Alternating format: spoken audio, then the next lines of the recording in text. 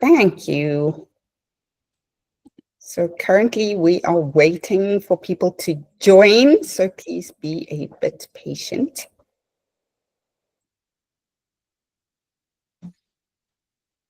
We will start at 5 past.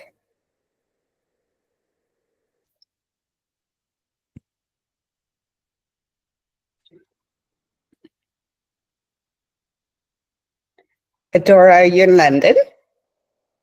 Yes, in London. Nice. Back home?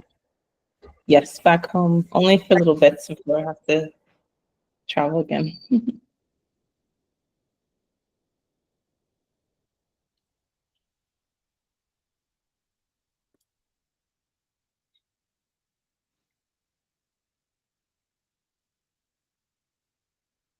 But team, do you guys have the ability to let people in?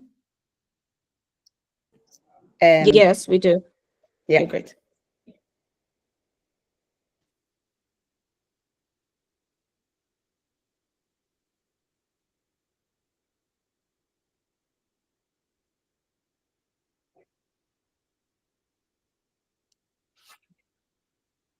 So I see we have Teddy's note taker in our webinar. I don't know if that is a human. I'm not sure. I can't see my screen.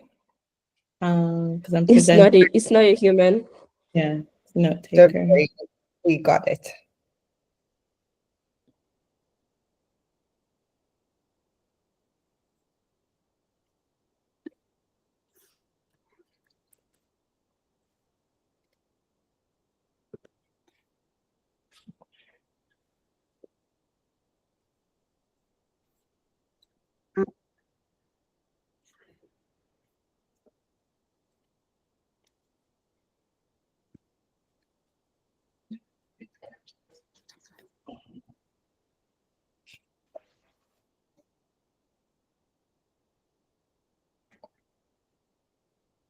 Welcome to our webinar.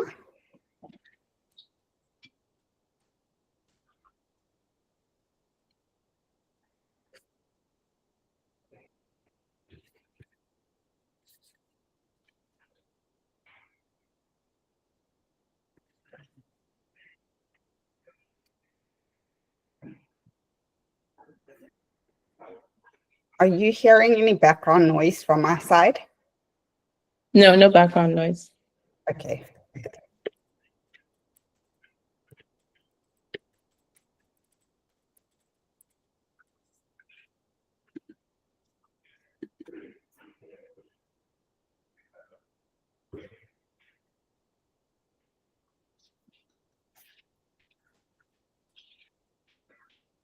So we will just wait until 5 past. Yes. We're just waiting for a few minutes just to let people come in. Maybe team, we can ask where everyone's from, putting their details in as well. Yeah. We have Bijan, who is from Bijan. Where are you calling in from? Maybe you can put it on the chat.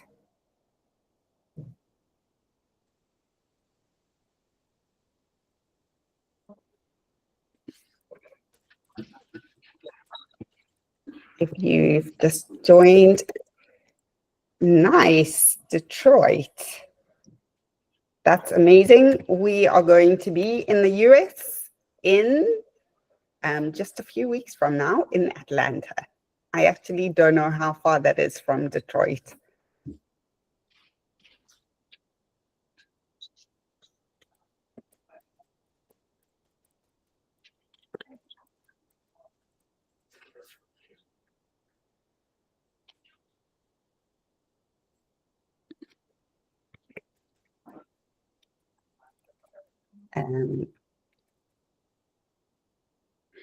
Detroit to Atlanta, incidentally, is 11 hours. But if you do feel like taking the journey, we will send you an invite to the event we are hosting in September. It is going to be a great a great event, and we are hosting Ethan King from the US to speak about Beyond the Bot, how to keep your brand alive in the age of AI and how to really take your brand further. Yeah, we'll be at the conference Africon, where basically a lot of African Black-owned businesses come to connect, find clients, essentially providing more opportunities for growth, for learning. So we'll be hosting our session, as Lisa said. So if you're able to make the journey, we'll definitely share all those details as well.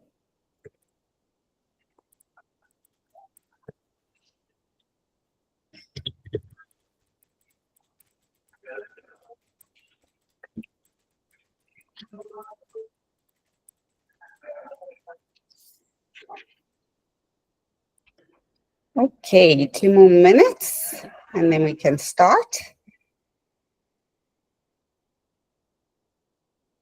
I am going to put myself on mute because I feel like the whole world is outside my apartment.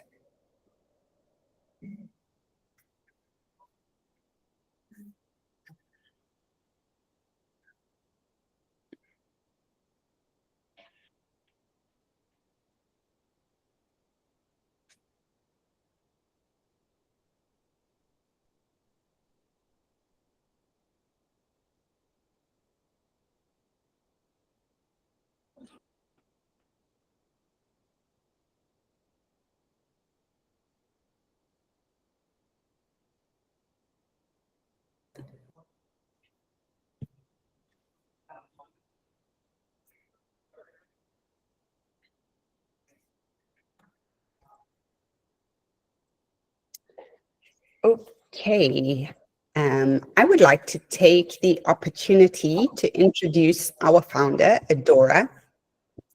Adora is particularly inspiring to me, not just because she is a woman in tech and a founder. Welcome, by the way, Wathera. Thank you for joining us. Hi. Drop us a note in the chat and let us know where you are from. Welcome to our webinar, How to Build Your Creative Team. I was just introducing Adora, our founder. Adora is the founder and CEO of Amaka. We are a creative as a service platform. She will tell you more about Amaka as she opens her presentation. Adora has really redefined, welcome from London. She has really redefined what it means to bring your brand to life. She's connecting world-class brands, and through Amaka has been connecting world-class brands, including Volkswagen, Nike, E1, and connecting world-class creative talent with brands through Amaka. The company is proudly backed by Morgan Stanley's Inclusive Ventures Lab. As a Nigerian-American creative strategist, Adora brings over a decade of experience across media, advertising, and design. She holds a master's degree in strategic communications from the London School of Economics and a bachelor's degree from New York University. And she swaps between London and New York and everywhere in between, including Nigeria, and is currently working on the E1 project. She has raised over $2 million in funding and leads a team. We are over 17 at Amaka Studio. And as I say, she is particularly inspiring to me and the rest of the team at Amaka. So thank you for joining our webinar, and I will hand over to you, Adora. Fantastic. Thank you so much, Lisa, for the great intro. Really appreciate it, and having you on the team, having a full team here on the team.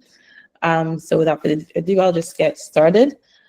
So I'll just get started in terms of sharing a bit more details about who we are, what we do, for jumping right in into building the right creative business that focuses on ROI. So we are an AI-powered platform that connects businesses to creative talent and creating, marketing, content, and design projects through fractional model. We provide a lot of these creative solutions to drive key business goals through our end-to-end creative talent platform, where you can use our AI-powered platform to search for talent, help you launch a project, build a creative team, and pay them all on one platform, and essentially have controlled month-on-month spending when you're working and commissioning and executing a lot of the creative work through our platform. We have had experience working with large-scale brands and businesses as large as Nike, Volkswagen, YouTube, creating campaigns and the shoots that consist of DeVito, Naomi Campbell. So we essentially have a very strong background in what it takes to build creative teams, what it takes to really have that deliver that strong ROI without compromising the value and creativity and integrity of the brand. Which really leads us into why we're having this session, building the right creative team, driving growth and avoiding loss, and really how to choose and build the right talent and partners to structure your creative resources, whether you're a new business or you're an existing platform that's looking to scale. This session is really focused on not only just on the creative delivery side, but how are you assessing the right people to make sure that you are adding revenue, adding value to your business, but also making sure that you're not choosing the wrong people that can really kind of essentially weigh you down and drive a lot of loss and across the board. And we definitely want to be able to share how we can avoid that. So why are creative teams matter to revenue? This is important because businesses spend about at least 10-30% of their marketing budgets on creative works. That's ads, branding, and campaigns. And a lot of people usually have that sentiment, oh, creative doesn't really matter, which is far from the truth. Strong creative teams can help you create really strong campaigns that have higher brand recall, engagement, sales conversion, and weak creative teams can be essentially wasted ad spend, poor campaigns, or missed opportunities, and essentially really drowning and a lot of your marketing operational spend. And a lot of businesses do outperform others that have very strong creative and strategy when it comes to improving visibility and growth across the board. So that's why we say that this is really just important to be able to have that creative strategic thinking.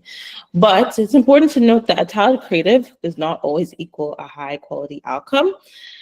There's a huge cost of getting it wrong. This that ties to, it's not even just, you're not happy with the creative or wasted time, but essentially missed campaigns can alienate customers. I'm sure we've seen a lot of these conversations about the American Eagle campaign recently as well, and how that's created a lot of mixed reactions as well. Or there's a slow turnaround, missed seasonal sales windows. So if people are consistently missing deadlines, that actually has a huge impact on, especially if you're a seasonal business that depends on Christmas or Thanksgiving or certain holidays, people that can delay those key windows for growth can really have a huge impact on business. Obviously, overpriced agencies that have no measurable results. It means marketing burns. You're just literally hemorrhaging money. And obviously, poor creative execution, lost customers or lost clients. And so it's really not an expense. It's really a true investment into your identity, into the ways you're communicating with your clients and customers on a long-term basis. And we have our business that raised $2 million, have executed over $2 million in revenue with executing with creative clients as large as Nike, Volkswagen, YouTube. But that didn't just come overnight. That we had mistakes very early on. Case study we had is that we worked with a really talented creative, working with amazing brands and businesses that had a history and portfolio of high quality work, but there were many shortcomings. Their shoots were poorly executed. They didn't align with the brief. They took months to deliver and lost our hard drive of work in the process. But it wasn't all just down to them. We had to learn to build a much stronger, extensive vetting process to make sure that that never, ever happens again. I remember thinking that day, it was like, I never want this to ever happen again. And luckily, this never happened. But as a result, you lose revenue, you lose clients as a result of these kinds of behaviors and these errors. But there is a high reward of getting it right. And you can, when you have great creative, strong branding, agile teams, it's not only having better conversion or CTR, but you essentially get loyal customers. When you have strong teams, you can test more, you can do experiments. There's just more wins, and really, it's just really important to be able to stress the importance of having the importance of the creative strategy component, but having that structure in place to build the right creative team, source the right creative team, brief them, and make sure your vision is executed in real time. And so we've been able to do this for brands and businesses, have worked with client Arise and generated not only just millions of impressions, but leads. Over 4,000 business leads to me was very, very important to really highlight our growth, and we exceeded our target by over 100%, and they've been a repeat client for the last 2 years. And it wasn't just creating really high quality videos, but it was really talking about how it's resonating with their target audience. It not only provided revenue growth and opportunity growth for them, but it also did the same for us as well, behind the right creative, reliable teams. And we've also done this as well with another case study as well, with global career company, which focused on getting more African creative, African talent on their platforms for their registration event. And essentially, we have a very strong focus on conversion, ROI, and surpassed event registration target by 200%. Again, by working with influencers, content creators that really focus on the brief, understood the strategy, and was focused on delivering that ROI whilst maintaining that quality of work. So how did we do that? It's not just about, showing these case studies. It's like, how did we do that? And how do we avoid those mistakes that we've had before? And so these are the key questions that we always ask ourselves and that you should always ask. And we're going to break it down step by step as well. We're also recording this, so we'll also share this with you. There's about seven questions that we asked. How do you charge? I know that seems very simple, but I'll break down why you need to kind of interrogate that further.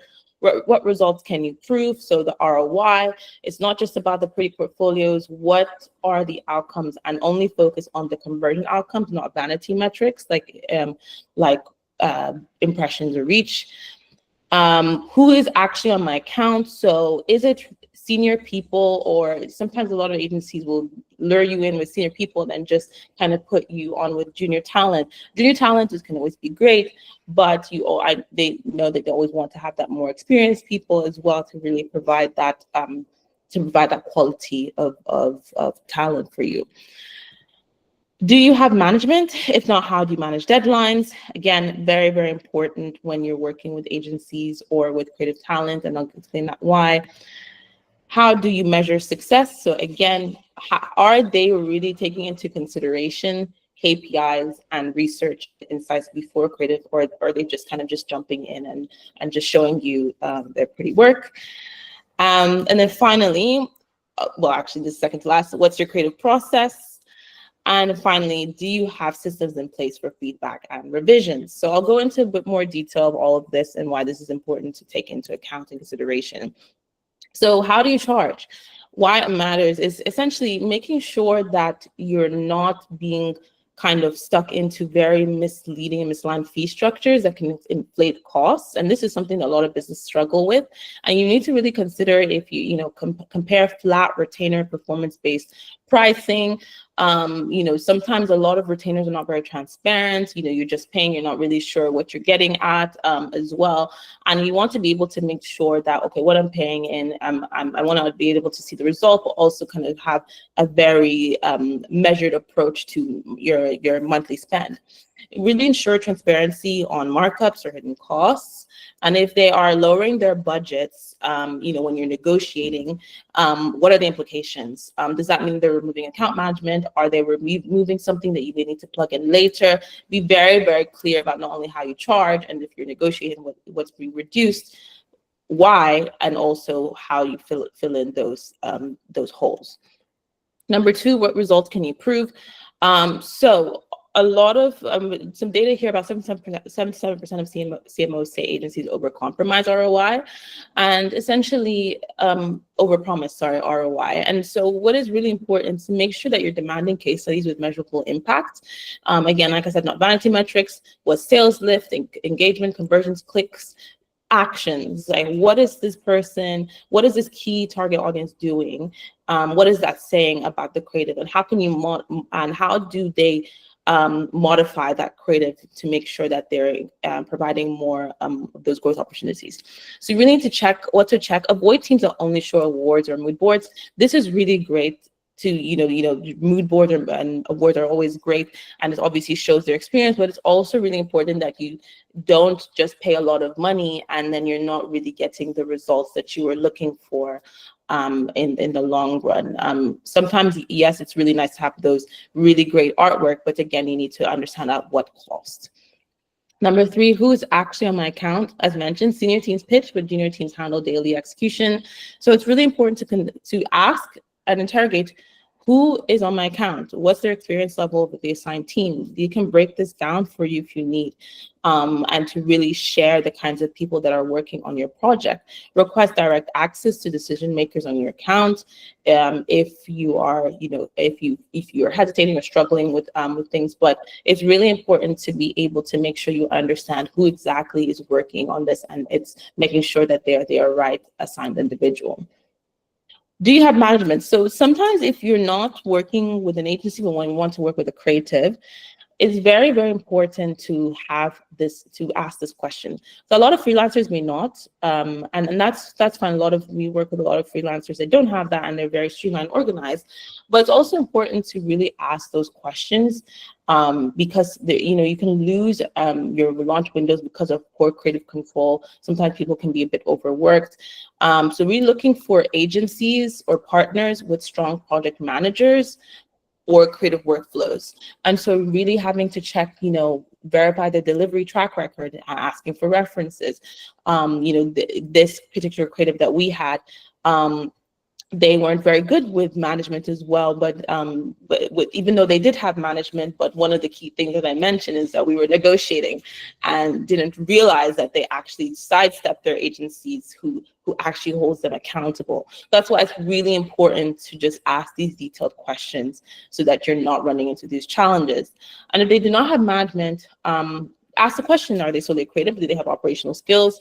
How do they manage their time and workload? We always recommend to always have some sort of project lead or operational person that's managing maybe creative talent, that helps with streamline the process. How do you measure success? So it's why it matters is that only 42% of agencies define KPIs upfront, and sometimes are very reluctant to do that. But it's really important to really try to agree on a specific KPI to measure and define success for you, and also measure it on a time period every 3 months. I'd give you a minimum of 3 months when you're working with partners, because you need time to be able to see the growth of your delivery. But it's important to make sure your KPIs must link directly to business goals, sales, leads. Avoid agencies focusing on vanity metrics, as mentioned, but force them to define the conversion metrics as well. So it doesn't have to maybe be leads or sales, for example. Maybe, it doesn't have to be sales, for example. It could be just the demos booked. Or like I said, these collection from paid ads, and the ability to adjust their paid ad creative to be able to make sure that they get leads. Number 6, so what's your creative process? Obviously, it's a self-explanatory, structured process really boosts creativity and efficiency. And you need to ask how they gather insights before conceptualizing, ensuring strategy and research drives the creative work, and really just having a strong idea of, is there strong creative strategic thinking? And this is something I always hone in with, even with our clients, with everybody that we meet, is that sometimes people are very reactionary. They just say, hey, I just need this graphic designer to do this quick thing. But if this graphic designer or this photographer had an idea of what is the strategy, who are we talking to, why are we talking to them, where are they based? It seems very straightforward, but believe me, sometimes these questions are not asked, and you're just kind of self-correcting as you go, but provides you with that strong understanding of why are we choosing that color palette, why are we capturing a woman instead of a man, for example. So these are just it's very important to be able to not have that reactionary process to things, but also working with an agency that recognizes that. And then finally, do you have a system in place for feedback and revisions? This surprised me in our research that poor revision control causes 18 to 25% of project delays. I thought that was a bit less, but that 25% is a lot of time lost. So it's making sure that you're very clear in your contracts, in terms of timelines, structured review cycles, revisions, and really having that ensure fast, trackable feedback using collaboration tools. And then obviously the important thing is references. We'll obviously share this, but these are the list of questions that we ask our talent or certain talent references. We typically ask questions, obviously previous experience or strengths or areas of improvement, but something that is really important is always to ask references how to rate from 1 to 5 on their project management skills, creative skills, collaboration, understanding of audience needs, results-oriented mindset, creative problem solving. And again, you can just copy and paste this and share that with the references whenever you're looking. And something I have never worked with a creative that scored less than a 4. So that is that important. So it's just essentially making sure that you're reviewing all of these, all of their references and background to be able to make sure you're having the right talent.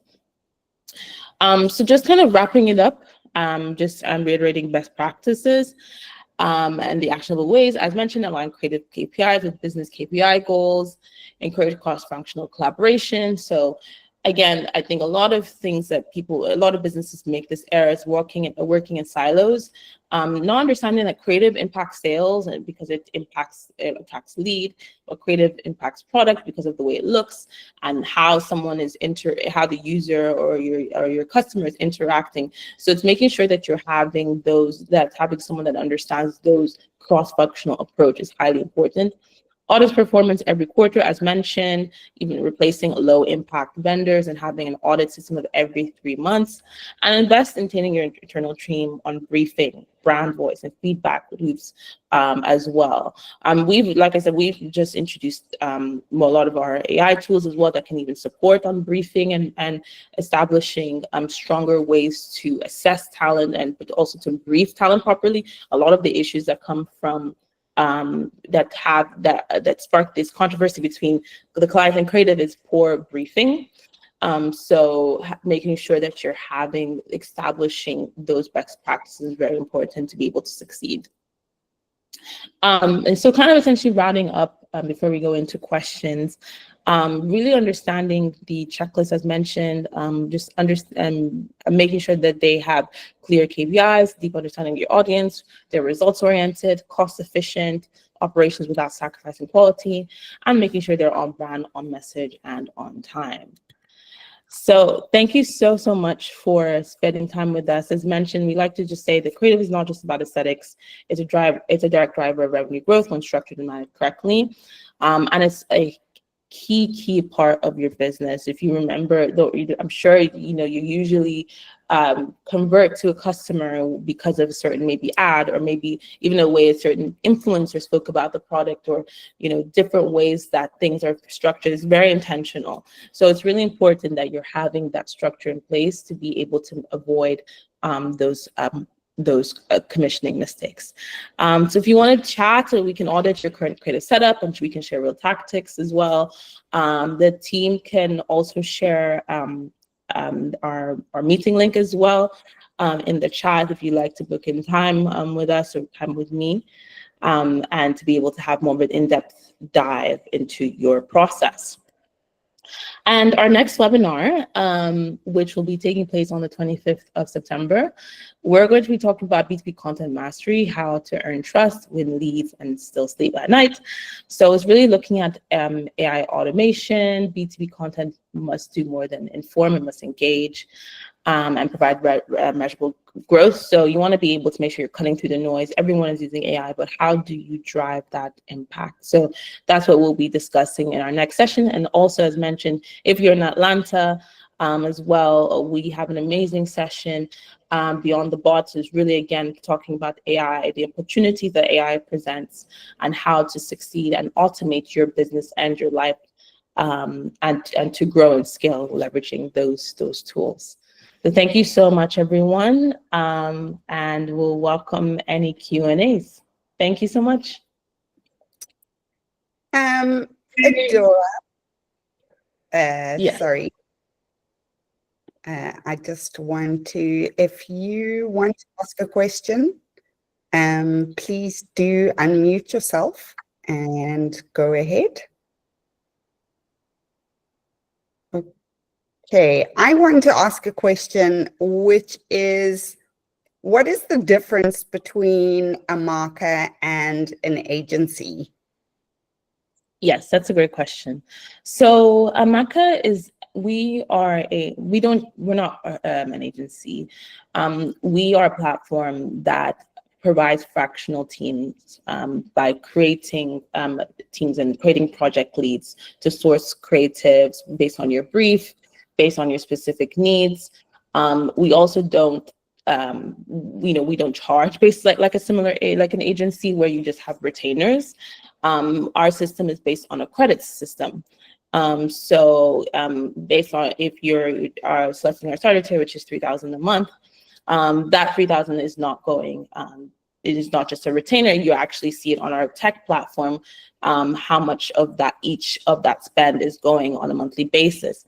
It's basically your digital wallet where you can commission different kinds of talent whenever and however you need. You have the structure of a project lead. So if you're a small business or a growing business that's really rapidly growing but cannot be across each touch point, you have a project lead that's sourcing those creatives based on your needs, based on your specific deliverables. So that's how we define ourselves. We're a tech platform that that integrates with project leads and creative freelancers based on your specific briefs and needs.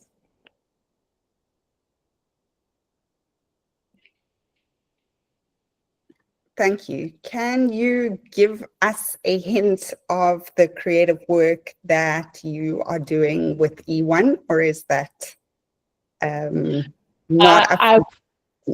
I wish we could, but we can say is what we're doing in Lagos is working with E1 Grand Prix. They're basically waterboating sport that have been doing races in Monaco and in Jeddah and there are very different places. The first time in Africa and Lagos, and we've worked with a commissioned creative talent to be able to execute fan zones that will be happening from the 4th or 5th of October.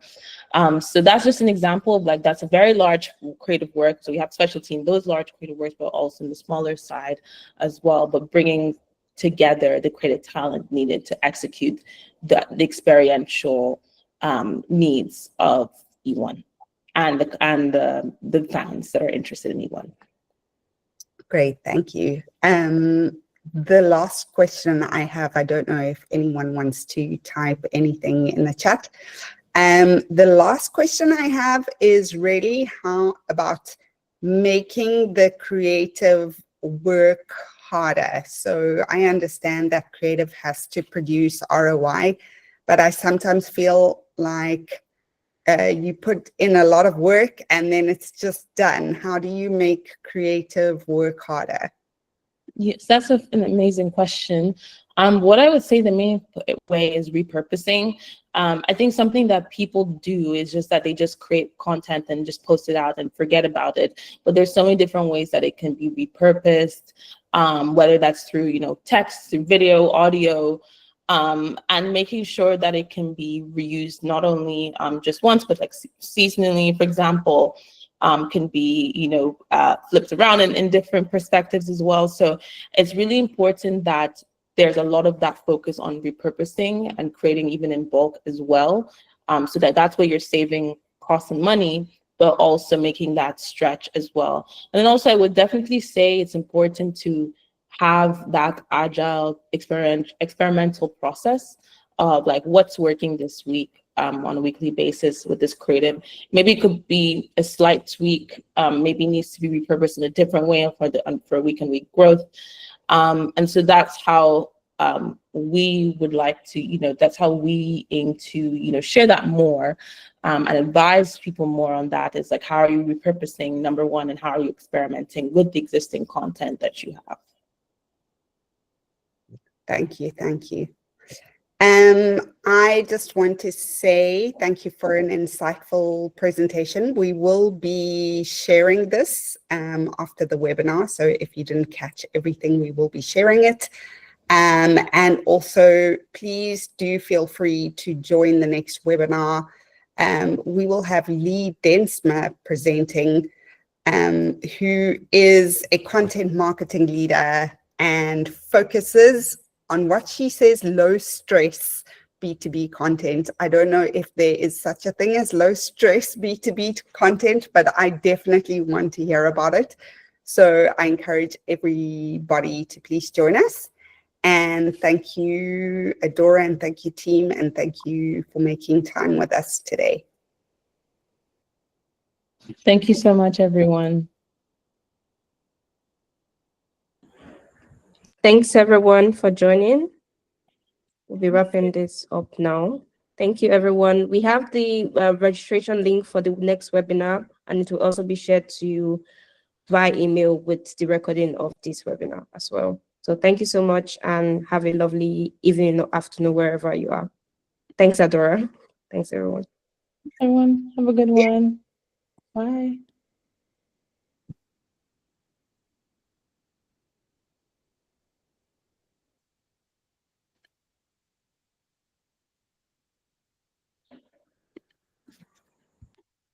We need to stop recording. Stop the recording, yeah.